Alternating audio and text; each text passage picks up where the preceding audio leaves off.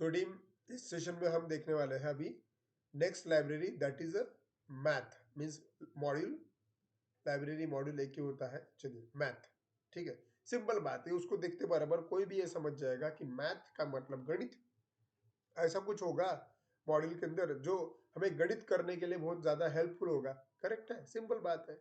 चलिए हेडिंग डालिए मैथ, और इसके बारे में हम लिखेंगे। तो लिखेंगे मतलब क्या लिखेंगे? अगर आपको पूछा कि tell me about the math module, तो सिंपल बात है यार, तुम्हें बोलते रहना चाहिए कि भाई क्या लिखेंगे आप, क्या बोलेंगे आप? This module is use to perform different type of mathematical operation. और यही चीज आप लिख भी सकते हो, ये मॉड्यूल क्या कर सकता है, different type of operation perform करता है। किस टाइप के? मैथमेटिकल ऑपरेशन परफॉर्म करने के लिए ये मॉड्यूल बना हुआ है। जाहिर सी बात है, अगर ये मॉड्यूल है तो उसके अंदर कई सारे फंक्शंस होंगे जो गणित करने में हमारी मदद करेंगे, बिल्कुल। तो उसको यूज करने का तरीका क्या है? सिंपल वही तरीका है जैसे हमने प्रीवियस लाइब्रेरी मॉड्यूल में देखा था, ओएस में। क्या तरीका है यूज करने का? सिंपल, आपको लिखना पड़ेगा, सिंटैक्स है उसका इंपोर्ट, और जो मॉड्यूल आपको चाहिए उस मॉड्यूल का नाम, इस मॉड्यूल का नाम है मैथ, तो मैं लिखूंगा मैथ, सिंपल। चलिए लिख लीजिए इस्तेमाल करने का तरीका। चलिए नाउ द फंक्शंस। सिंपल बात है कि मैथ मॉड्यूल है तो उसके अंदर काम करने के लिए फंक्शंस होंगे, तो हेडिंग डालिए फंक्शंस। और सबसे पहला वाला फंक्शन जो कि बहुत ही इंपॉर्टेंट है वो है स्क्वायर रूट। उसको लिखते वक्त लिखेंगे हम SQRT, मतलब स्क्वायर रूट। अब तक क्या हमने स्क्वायर करना देखा, हमेशा स्क्वायर रूट नहीं देखा कभी। स्क्वायर रूट करना कोई आसान बात नहीं है। ये करने के लिए रेडीमेड फंक्शन है हमारे पास में, जिसका नाम है SQRT, बोले तो स्क्वायर रूट। इसके बारे में क्या लिखेंगे? सिंपल है, this function is use to calculate the square root of a number. मतलब आप कोई भी नंबर उसको दे दीजिए, वो आपको स्क्वायर रूट निकाल के बता देगा। लेकिन कैसे? तरीका पता होना चाहिए। तरीका ये है हमारा, मतलब तरीका बोले तो सिंटैक्स। क्या है सिंटैक्स? सिंपल है, मैथ डॉट SQRT, मतलब जो तुम्हारा मॉड्यूल है वो, उसका नाम डॉट SQRT, और जो भी आप वैल्यू दोगे उस फंक्शन को, वो तो बराबर सिस्टम क्या करेगा, उस वैल्यू का स्क्वायर रूट जनरेट करके तुम्हें दे देगा। अब तुम चाहे उसको डायरेक्ट प्रिंट करो या फिर तुम चाहे उसको किसी वेरिएबल में डालो, ये एक ही बात हो गई है। ये आप कैसे मैनेज करते हो उसके ऊपर निर्भर करता है, ठीक है। चलिए लिख लीजिए, मैं पे पॉज करता हूं। तो चलिए आपने ये लिख लिया होगा, एग्जाम्पल करके देखते हैं सिंपल स्क्वायर रूट को समझने के लिए। चलिए क्या है, यहाँ पे आता वापस, हाँ। चलिए मैं थोड़ा जूम करता हूँ, करना क्या है वो देख लेते हैं। सिंपल बात है, बहुत ही आसान है स्क्वायर रूट का यूज करना। इमेजिन कीजिए कि आपको ऐसा बोला गया है भाई कि वह आपके पास में एक नंबर है 144, ठीक है, और आपको 144 का स्क्वायर रूट करके बताना है। तो ठीक है, 144 का स्क्वायर रूट बताना है, मतलब क्या?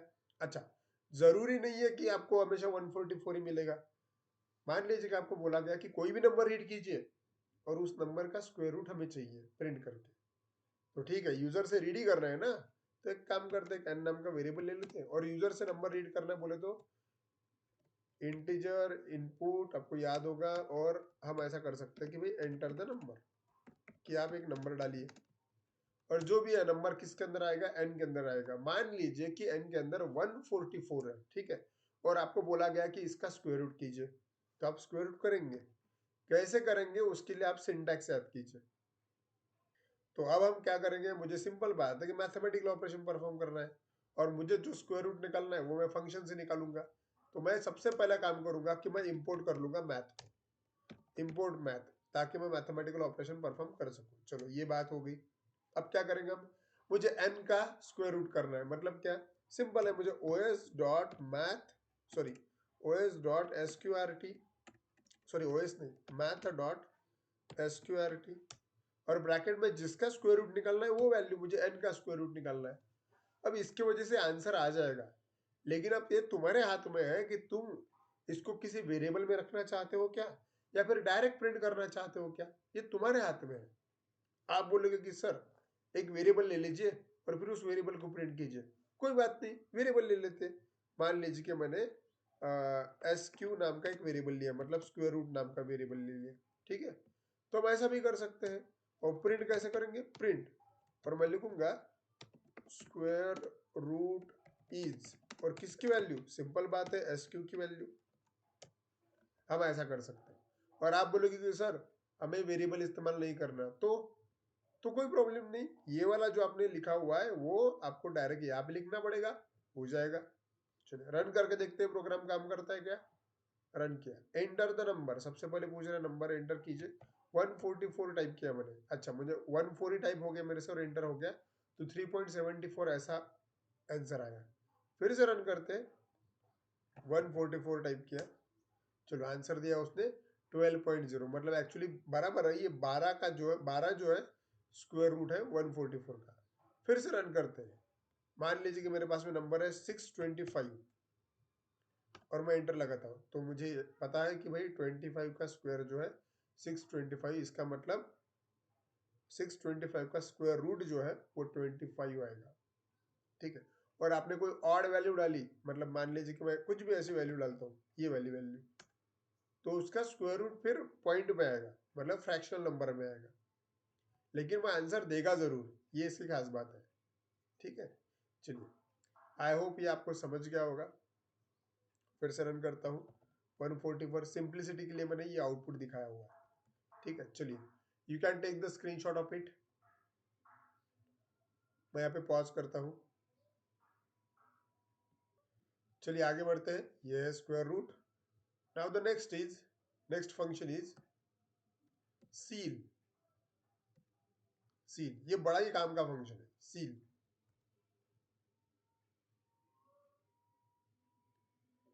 सील, अब इसको लिखने से पहले इसको समझ लेते हैं, ध्यान दीजिए।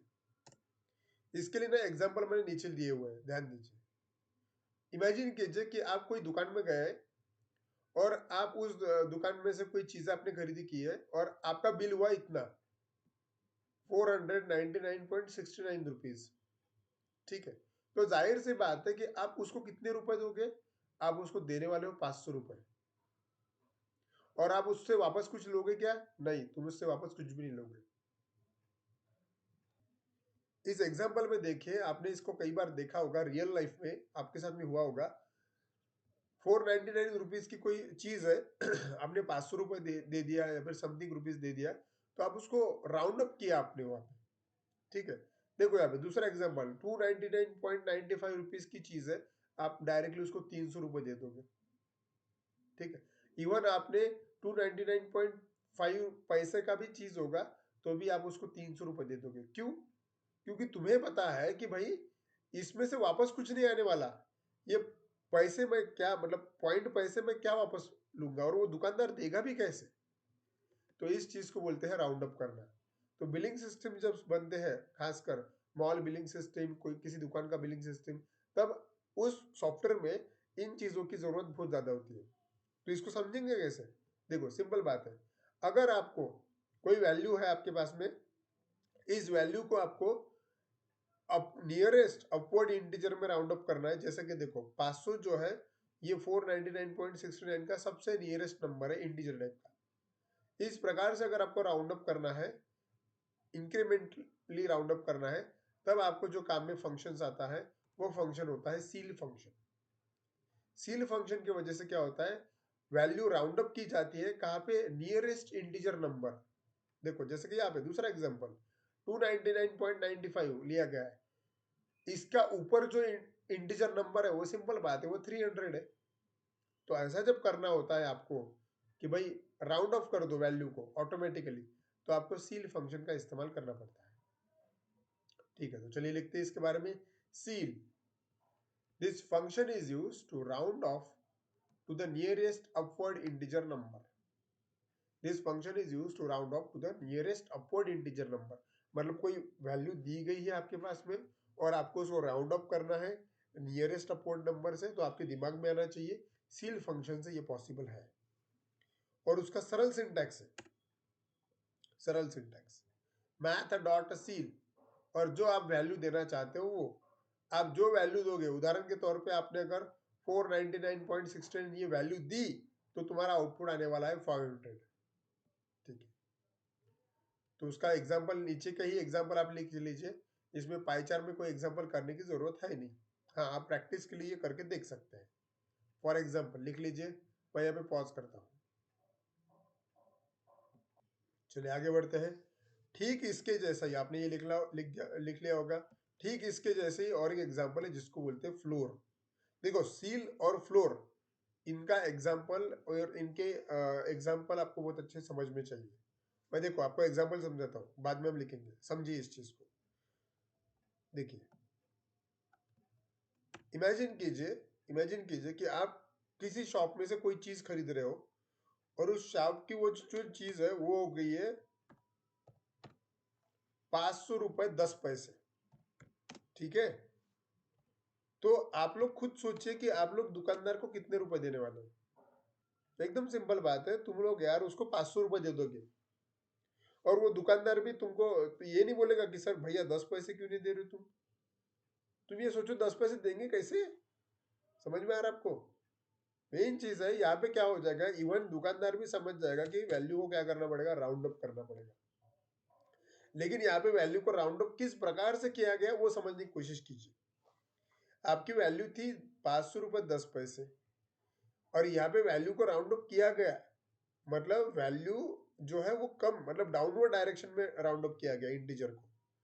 सील में क्या था, अपवर्ड डायरेक्शन था, मतलब इसके अपर नंबर जो आने वाला है वो किया गया था। फ्लोर में क्या होता है, नीचे वाला फ्लोर, नीचे वाला, ठीक है, नीचे वाली वैल्यू को राउंड अप करके दे दिया गया है, जिसके 500 रुपए 10 पैसे। तो आप बोलोगे कि सर इसका राउंड अप जो है वो 500 रुपए होता है। ठीक है, तो सिंपल बात है, यहाँ पे समझने वाली बात ये है कि फ्लोर फंक्शन में क्या होता है, नियरेस्ट डाउनवर्ड इंटीजर नंबर दिया जाता है वैल्यू का। ठीक है, तो चलिए इसको लिखते हैं फ्लोर। सिंपल बात है, आपको क्वेश्चन आ सकता है what is the difference between seal and floor, तो आपको ये बोलते आना चाहिए प्रॉपरली। हमने दोनों के एग्जाम्पल दिए हुए हैं।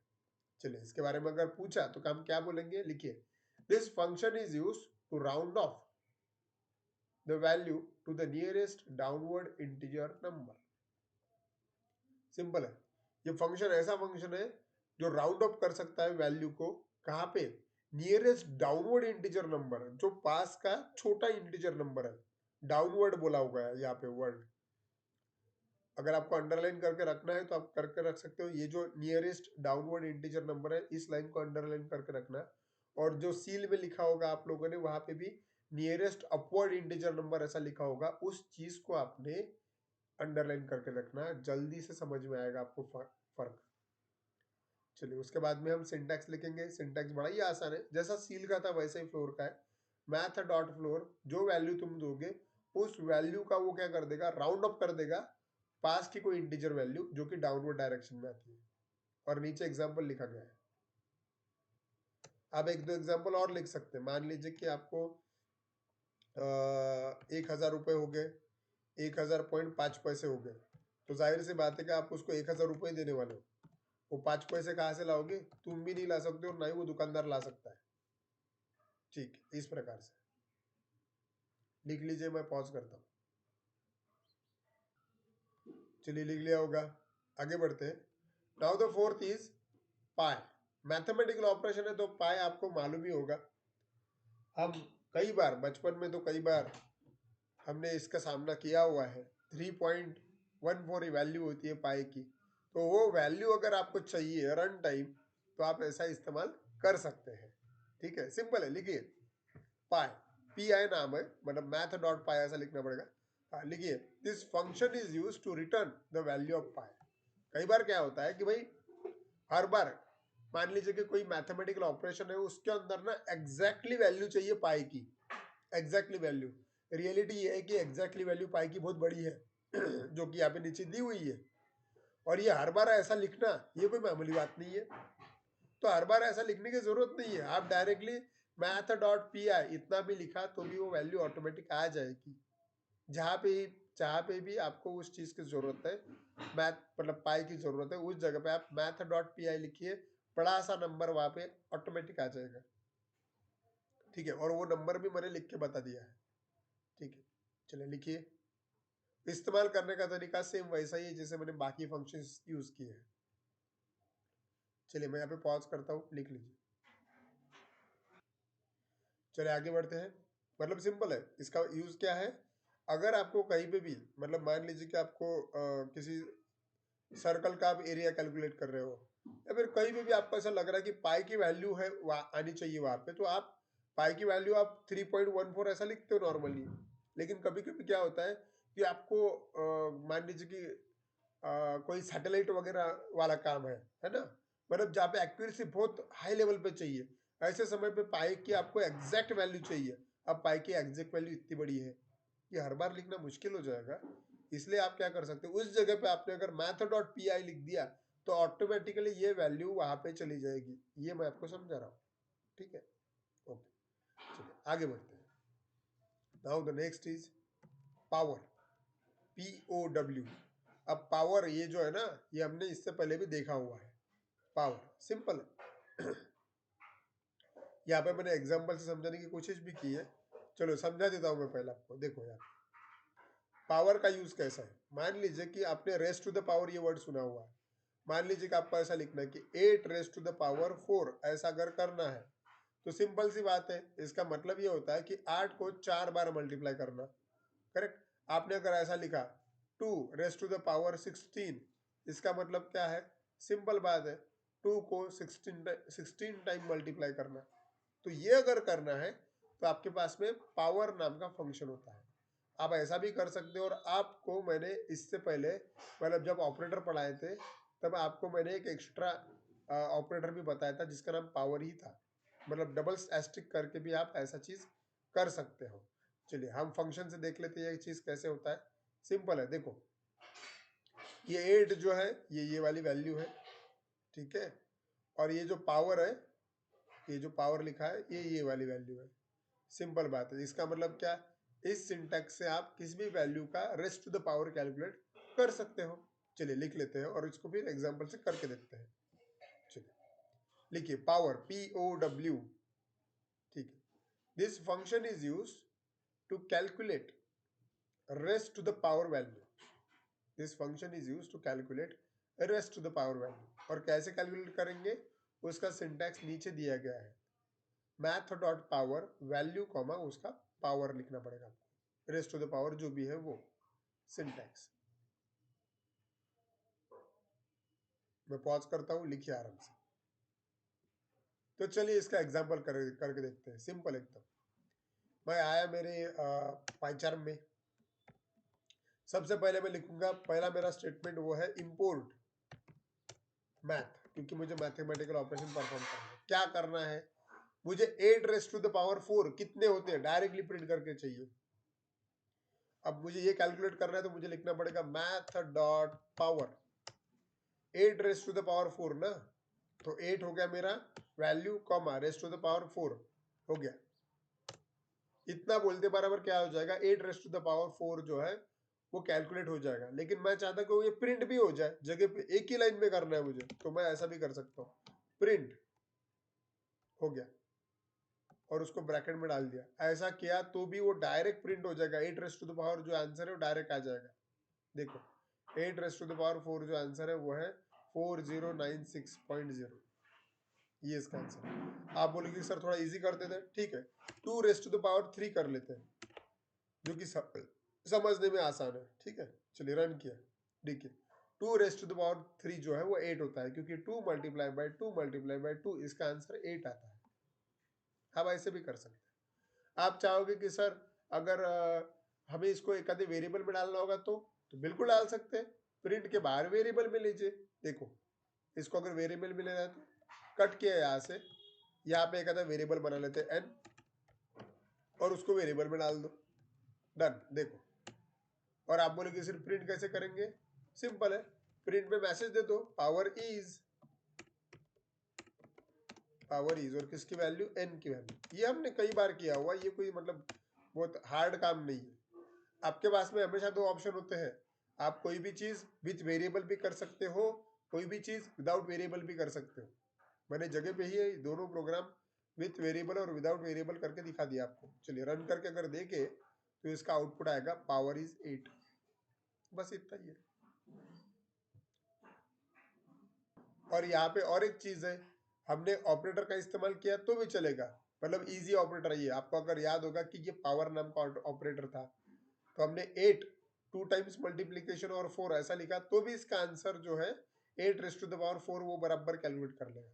तो तुम्हारे पास में दोनों ऑप्शन है, तुम चाहे मैथमेटिकल फंक्शन पावर इस्तेमाल कर सकते हो या फिर तुम ऑपरेटर जो है पावर वो भी इस्तेमाल कर सकते हो, दोनों आपके हाथ में है। ठीक, चलिए for example you can take the screenshot of it. मैं यहाँ पे पॉज करता हूँ। ओके सो टीम, इस प्रकार से हमने यहाँ पे मैथ मॉड्यूल के कुछ इंपॉर्टेंट फंक्शंस देखे। वैसे फंक्शन तो हजारों है लेकिन वही चीजें देखी जो सचमुच में इंपॉर्टेंट है। तो यहाँ पे हम रुक जाते हैं। आई होप आपको ये आज का सेशन अच्छा लगा होगा, समझ में आया होगा। अब इसकी प्रैक्टिस कीजिए, मिलते हैं अगले सेशन में। Thank you so much.